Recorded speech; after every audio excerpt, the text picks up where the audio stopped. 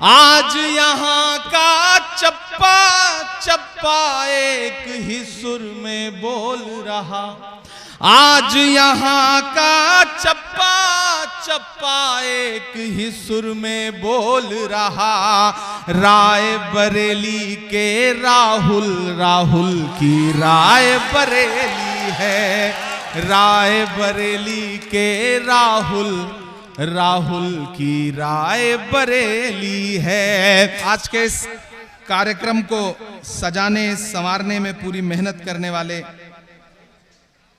हमारे शायर बिरादरी के दोस्त मारूफ राय बरेलवी साहब, अल्पसंख्यक विभाग के जो भी हमारे साथी राष्ट्रीय पदाधिकारी, उत्तर प्रदेश अल्पसंख्यक विभाग के जो साथी खड़े हैं, और यहाँ बड़ी तादाद में रायबरेली और इतराफ के जो लोग हाजिर हैं, मैं सबका शुक्रिया अदा करता हूं आपकी आमद का। बहुत दिन से इंतजार कर रहा था कि इस इलेक्शन में आपसे आऊंगा, मुलाकात करूंगा। इसी मैदान में असेंबली इलेक्शन में आया था तो मैं सोच रहा था कि आऊंगा, फिर आपसे मुलाकात होगी। रायबरेली बड़ी तारीखी सरजमीन है।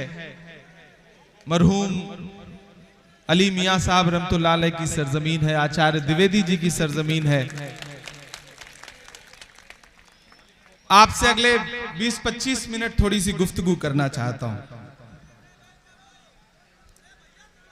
ये जो सियासत की दुनिया है, खुद में एक पहेली है। ये जो सियासत की दुनिया है, खुद में एक पहेली है। क्या बतलाएं कितनी मुसीबत, कितनी साजिश झेली है। क्या बतलाएं कितनी साजिश, कितनी मुसीबत झेली है। और अगली जो दो लाइनें, उस पे आपकी तालियों का शोर दिल्ली तक जाना चाहिए, जो मैं पढ़ने जा रहा हूं कि ये जो सियासत की दुनिया है, खुद में एक पहेली है। क्या बतलाएं कितनी साजिश, कितनी मुसीबत झेली है। आज यहाँ का चप्पा चप्पा एक ही सुर में बोल रहा।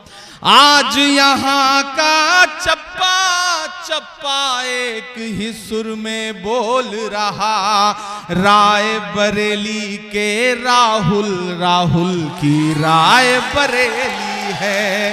राय बरेली के राहुल, राहुल की राय बरेली है। आज यहाँ का चप्पा चप्पा एक ही सुर में बोल रहा। राय बरेली के राहुल, राहुल की राय बरेली है। राय बरेली के राहुल, राहुल की राय बरेली है। मेरी आंखों के सामने हजारों की तादाद में रायबरेली के जिंदा दिल लोग मौजूद हैं। यहाँ बुजुर्ग हैं, माएँ हैं, नौजवान साथी हैं, बहनें हैं। और खुशी की बात यह है कि बिल्कुल नई नस्ल छतों तक पे यहाँ बैठी है। मैं अगले 20-25 मिनट आपसे थोड़ी संजीदा गुफ्तगू करना चाहता हूं। मेरे भाई, अगर आपको लगता है कि 20 मई को जो लोकसभा का आपके लोकसभा क्षेत्र में चुनाव है, वो सिर्फ एक सांसद चुनने का चुनाव है, तो गलतफहमी के शिकार हैं आप। अगर आपको यह लगता है कि आप जाकर के ईवीएम का बटन दबा के सिर्फ एक मेंबर आप पार्लियामेंट चुनेंगे, तो गलत। यह चुनाव दो विचारधाराओं के बीच में है। एक तरफ वो ताकतें खड़ी हैं जो खुलेआम मंचों से यह कह रही हैं कि हमें बहुमत दो, क्योंकि हमें भारत का संविधान बदलना है।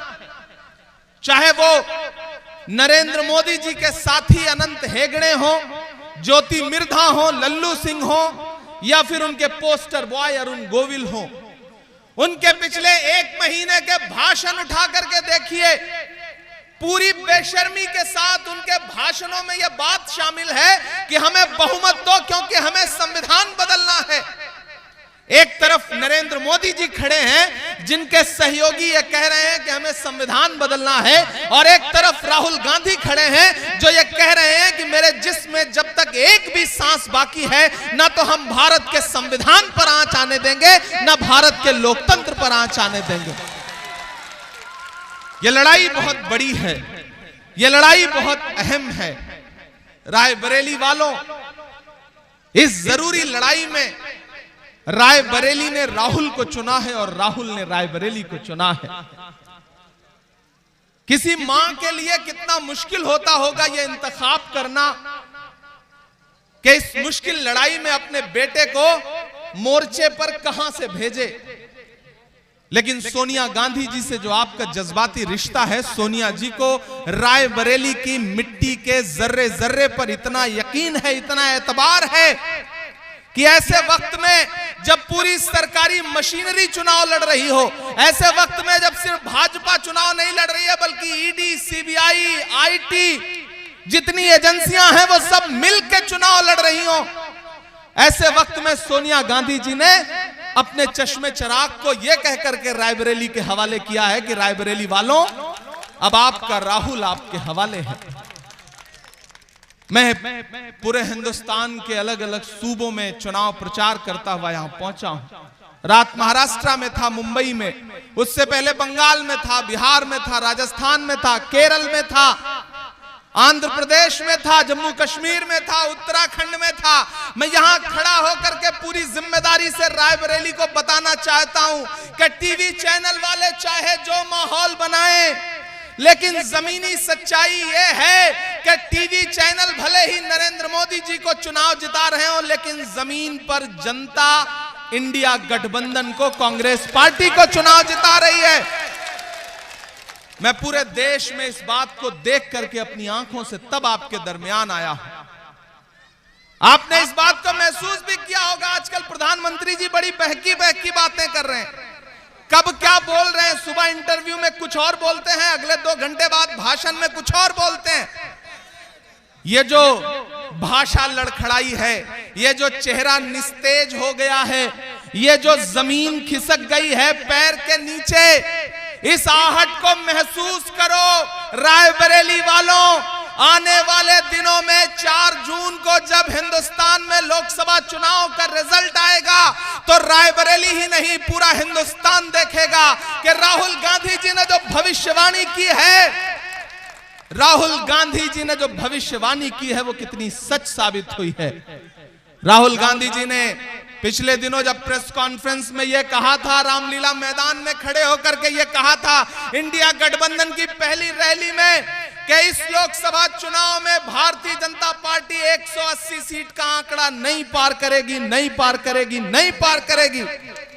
अब अगर राहुल गांधी जी ने कहा है तो इसे पत्थर की लकीर समझा जाए, क्योंकि जब प्रधानमंत्री जी 2018 में कोरोना आने से पहले इंडिया गेट के सामने अल्पसंख्यक विभाग की प्रदर्शनी में बाटी चोखा खा करके फोटो पोस्ट कर रहे थे, तब राहुल गांधी ने कहा था कि देश में कोरोना की सुनामी आने जा रही है। आप अंदाजा लगाइए कि आपका नेता कितना विजनरी है, कितना दूरदर्शी है। जब इन्होंने जीएसटी लगाई, जब इन्होंने नोटबंदी की, तब राहुल गांधी जी ने कहा कि देश की अर्थव्यवस्था की कमर टूटने जा रही है। और आज पूरा देश देख रहा है कि झील में पानी बरसता है हमारे देश में, खेत पानी को तरसता है हमारे देश में, झील में पानी बरसता है हमारे देश में, खेत पानी को तरसता है हमारे देश में, जिंदगी का हाल खस्ता है हमारे देश में, दूध महंगा खून सस्ता है हमारे देश में। हमारी आंखें ये मंजर देख रही हैं। ऐसे में रायबरेली वालों आपकी जिम्मेदारियां बढ़ जाती हैं। मैं तो आपके सामने दामन फैला के ये कहने आया हूं कि राहुल गांधी जी ने रायबरेली को चुना है। अब रायबरेली की आवाम को राहुल गांधी बनके इस इलेक्शन को लड़ना पड़ेगा। मैं हमेशा से सुनता रहा हूं कि जब किसी बहन की हिफाजत के लिए कोई भाई खड़ा हो जाता है तो फिर उस बहन पर कोई आंच नहीं आती है। लेकिन यहां तो मामला उल्टा है। यहां तो भाई की हिफाजत के लिए बहन ने मोर्चा संभाल लिया है, और जब भाई की हिफाजत के लिए भाई के चुनाव प्रचार की कमान प्रियंका दीदी जैसी बहन ने संभाल ली हो, तो भारत की किसी राजनीतिक पार्टी में यह ताकत नहीं है कि वो राहुल गांधी का बाल बांका कर सके। ये मैं यहां खड़ा होकर पूरी जिम्मेदारी से कह रहा हूं। रायबरेली वालों, ये चुनाव बहुत जरूरी चुनाव है।